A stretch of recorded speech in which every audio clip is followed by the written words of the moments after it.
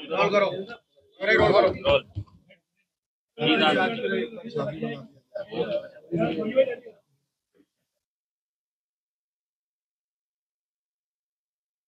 आप सब लोग जानते हैं कि गांव गिजोली थाना खदौली में आज हमारा प्रतिनिधिमंडल जाने वाला था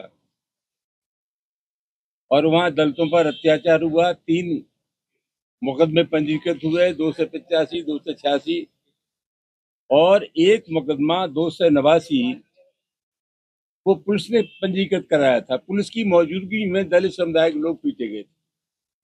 तो ये बहुत गंभीर मामला है। हम ये चाहते थे कि कम से कम जिनका आपराधिक इतिहास है उनके खिलाफ प्रभावी कार्रवाई होनी चाहिए।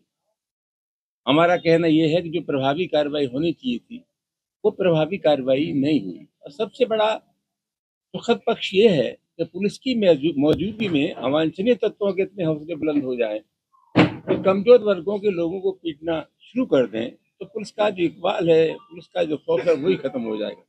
तो मामला बहुत गंभीर है।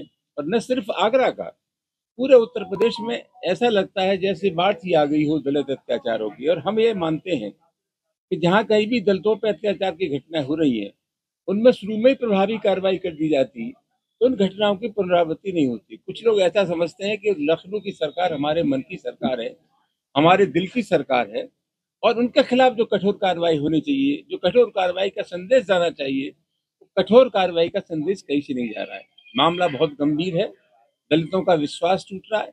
और मजेदार बात यह है कि ये कह करके कि फैसला हो रहा है, दोनों पक्ष गले मिल गए, तो अपराधी लोग हैं, जो गुनहगार हैं, उन्हीं की मौजूदगी में फैसले की बात हो रही है, जबकि कोई फैसला वहां हुआ नहीं।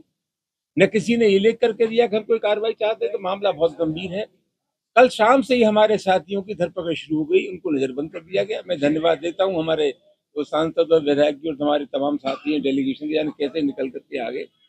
हम जाना चाहते थे, हमें रोका गया और हमने कहा कि हम तो कानून तोड़ रहे हैं, तो हमको 144 तोड़ने का आरोप बंद कर दीजिए, या पुलिस आयुक्त की तरफ से हमें आश्वस्त करा दीजिए कि इस मामले में प्रभावी कार्रवाई होगी।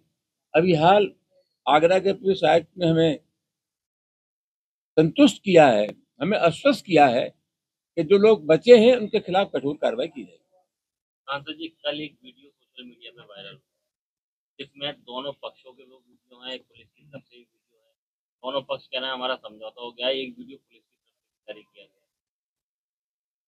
अगर इस प्रकार का कोई समझौता है तो पुलिस दिखा देगी। कोई समझौता नहीं है, लोगों को गले मिला दिया गया। पुलिस के डंडे के बलबूते ये सब गले मिले। किसने लिख करके नहीं दिया? पुलिस में जो मुद्दई लोग थे मुकदमे के, उसने किसी लिख करके नहीं दिया कि हमने फैसला कर लिया। और मेहरबानी करके पुलिस ये बताए कि क्या उसमें ही फैसला हो गया है जो मुकदमा पुलिस ने पंजीकृत कराया था। ये सब छोटी बातें, झूठी बातें, कोई फैसला नहीं हो गया। सबसे असल सवाल ये है कि कमजोर वर्गों के साथ जो अत्याचार हुआ उनमें विश्वास संचार करने की आवश्यकता है।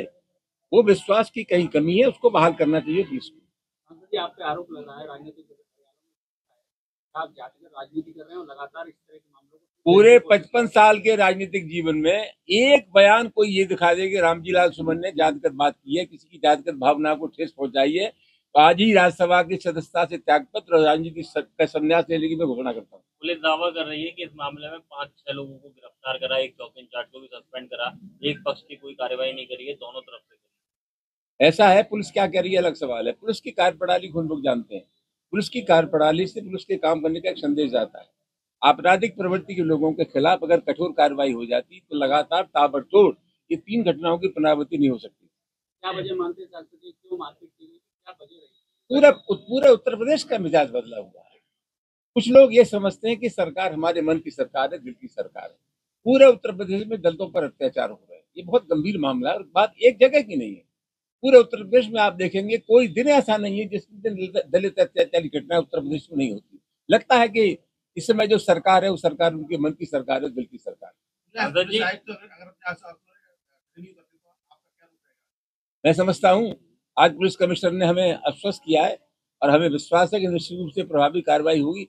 वरना जनतंत्र में संघर्ष करने के जितने भी तरीके हैं, हम सब तरीकों का इस्तेमाल करेंगे और जब तक इनके खिलाफ कार्रवाई नहीं हो जाएगी चुपचाप नहीं बैठेंगे। पंचायत चुनाव नजदीक है, तो क्या लग रहा है आपको, कोई षड्यंत्र था ये पंचायत चुनाव को लेकर? कोई प्लानिंग? मैं कोई षड्यंत्र हो या न हो, लेकिन लोगों को ना समझ लोग हैं लोगों को ये समझना चाहिए कि आज ये आदमी समझ गया है कि राजा का वोट रंग का वोट दोनों बराबर है। कोई प्यार से वोट ले सकता है, बंदूक की नोक पे वोट नहीं ले सकता। पुलिस ने गाड़ियों को चालान किए। पुलिस अपना काम करती रही है। हमारे साथियों को घर से नहीं निकलने दिया, तो पुलिस लोगों को रोकने के जितने भी हथकंडे अपना सकती है, पुलिस ने सबका इस्तेमाल किया।